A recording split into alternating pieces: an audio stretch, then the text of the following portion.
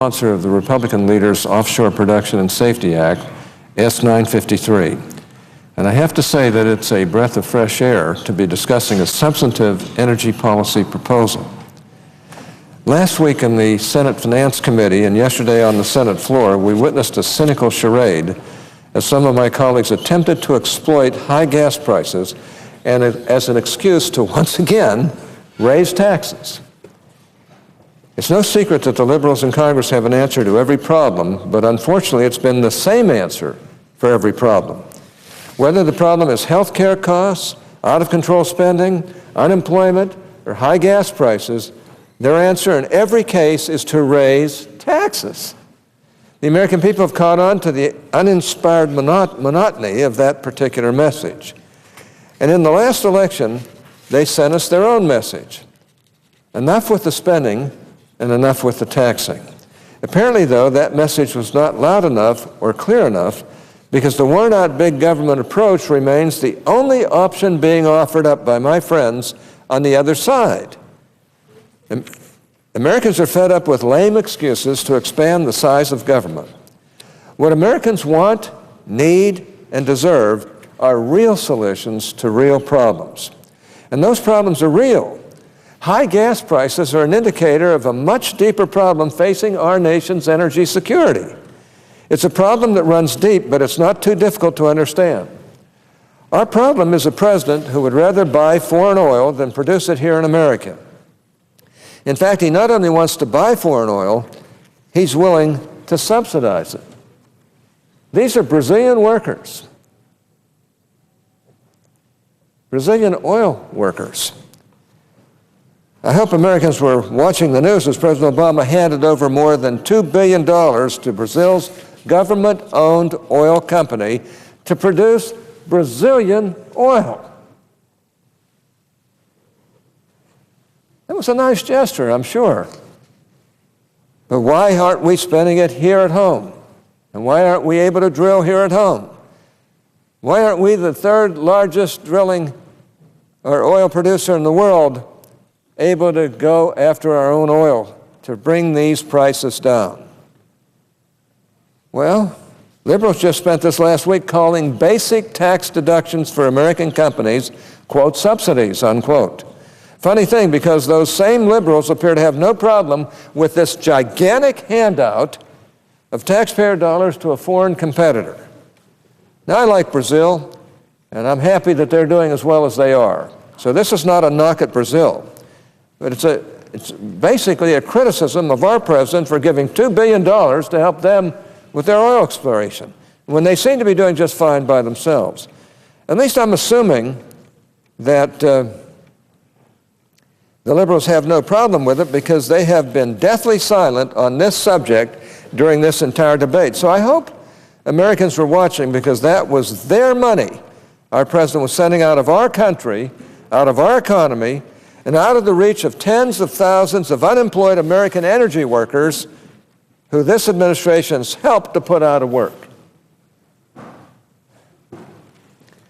Let me just go to another chart. These are our workers.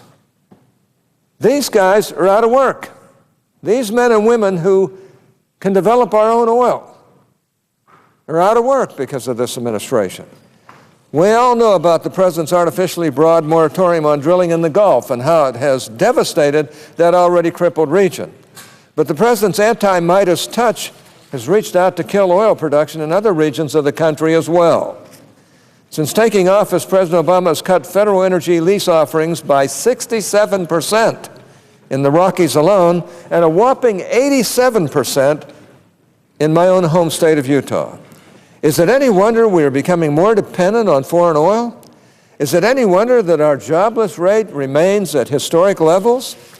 Is it any wonder that government revenues are down? And let's not forget that this is the same president using our tax dollars to subsidize Brazilian oil production to the tune of $2 billion. After taking office, one of President Obama's earliest action was to withdraw 77 energy leases in Utah. These leases had been through almost a decade of environmental studies They had jumped through every environmental hoop there was and had already been auctioned off and paid for by good-standing energy companies.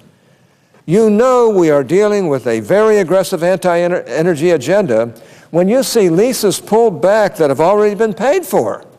And the energy companies are not blind, they see it too.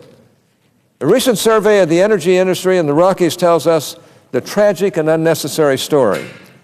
Due to the hostile atmosphere created by the Obama administration, $1.1 billion of capital investment was shifted from the Rockies to other areas, including overseas. If it were not for the anti-energy efforts of this administration, the companies surveyed stated they would invest an additional $2.8 billion in the region in the future. 89 of the energy companies surveyed said that they would continue to divert investment from the Rockies until the current policies become less hostile. And 71% of the industry respondents stated that dissatisfaction with the federal permitting process is the general variable driving investment right out of our nation. When are we going to wake up? When is this administration going to wake up? Some of my friends on the other side have an extremely difficult time understanding this. Madam President, but when we deter energy companies, we kill real jobs, and we kill domestic energy production, and we make America weaker. And these aren't just jobs. These are highly paid jobs. And yet, the Brazilian oil workers, we're willing to subsidize? I like those workers. I think they're finding oil for their country. Their country is, I think, energy sufficient because of their work offshore. Well, some of those rigs used to be in the Gulf, but no longer can be there because of the stupid policies, anti-energy policies of this administration. Here we have American companies willing to spend more than $2 billion of their own money to create American jobs and American oil, but President Obama says no, or at least the people around him who advise him tell him to say no. Yet our president does not hesitate to give more than $2 billion in taxpayer dollars to Brazil to create foreign jobs. Now just wait, because this story actually gets worse. The president then hopes that taxpayers will send even more money overseas as we buy Brazil's oil that we already have subsidized in the first place. But the president saved the best for last. He now proposes raising taxes on American energy production. Now this deserves repeating.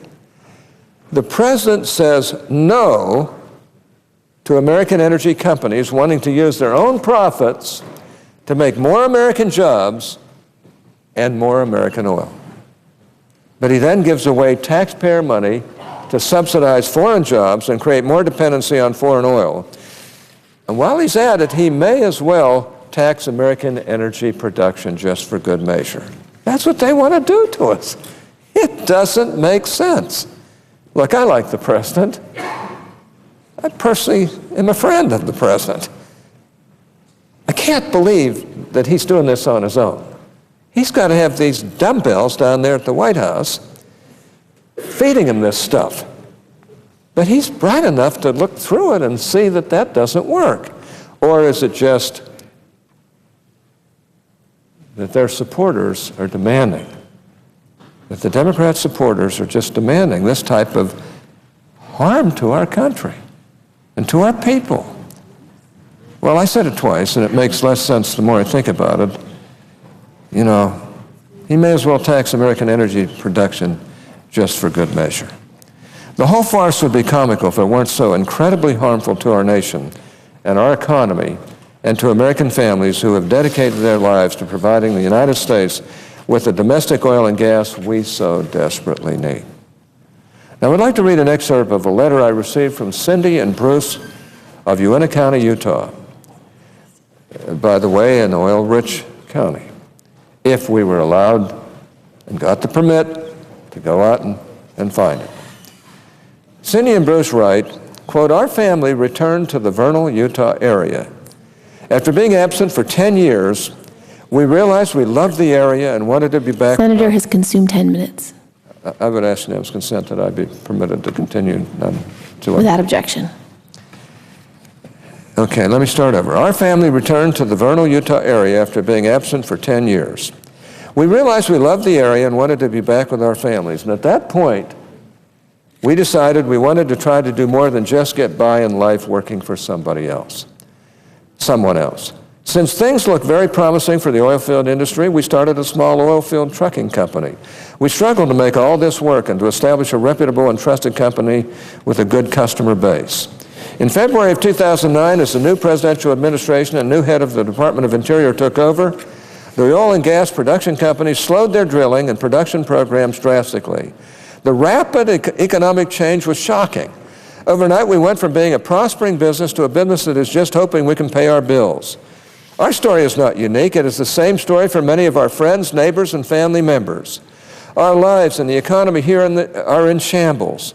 It's not because we did not work hard, spend wisely, follow all the government rules, or that we made irresponsible decisions. It is because of sudden changes in our government, unquote. Now, Madam President, this was no naturally occurring economic downturn that killed Bruce's and Cindy's business.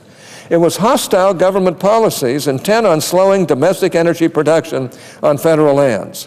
The point is made again and again to me in letters from Utahns from this region. One letter states, quote, "As I talk with many people each day at work, there is one common thread.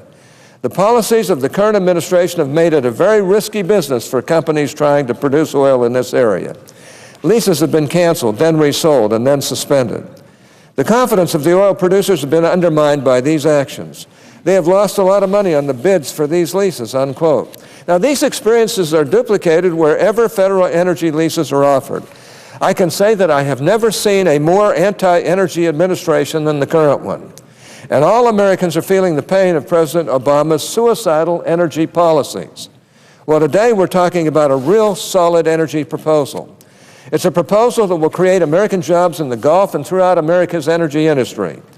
The Offshore Production and Safety Act is a proposal that will strengthen our nation, not weaken it. It will get us producing American oil again in the Gulf, and that is a critically important goal. If I had my choice, we would be discussing a more comprehensive energy bill that would also be reopening oil production on onshore and offshore leases. I'm an original co-sponsor of a bill with my colleague Senator David Vitter called the 3D bill. The D's stand for domestic jobs, domestic energy, and deficit reduction. This bill deserves full Senate consideration. It's a bill that would increase jobs, reduce energy costs, and generate significant revenue to state and federal governments. In short, the bill would reverse the Obama administration's onerous new constraints on domestic oil and gas production. The 3D bill would reverse bans of some offshore federal leases in each outer continental shelf planning area. It would open ANWR to oil production, directing some of the resulting revenues towards renewable energy production, and it would reverse President Obama's recent moves against commercial oil shale production. Unfortunately, we're not discussing that bill today, and here's why. Republicans have had to force the Democrats' hands to allow a debate on even a limited proposal, such as the one introduced by our Republican leader, and well done. But this issue is not going away. And I will continue to push the issue of onshore and offshore federal leases and advocate for the 3D bill. Madam President, the bill we voted on yesterday had nothing to do with gas prices or energy policy or getting more energy. As we heard from member after member on the other side, that bill was about raising taxes for more government spending. The bill we are voting on today is a serious energy proposal. It is a smart proposal that, if passed, would create real jobs, produce real domestic oil and gas, and lead to deficit-busting revenues for the government. As such, I strongly support it. I urge my colleagues to do the same. I hope our friends on the other side will see this. It's time we stand up and start changing this, regardless of what this administration is doing to America. Mr. President, Madam President, thank you. I yield the floor.